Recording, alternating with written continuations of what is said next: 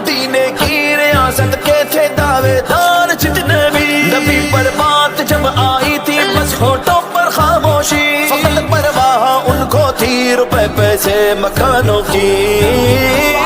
कोई गल करे तो शाम तक सॉफ्टवेयर अपडेट, कुरान चल गया होना तो सॉफ्टवेयर के लिए अपडेट करना।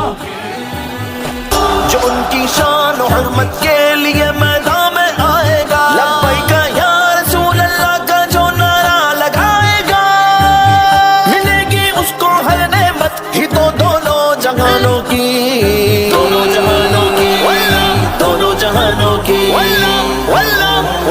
घरों से फौज निकली है मोहम्मद के गुलामों की।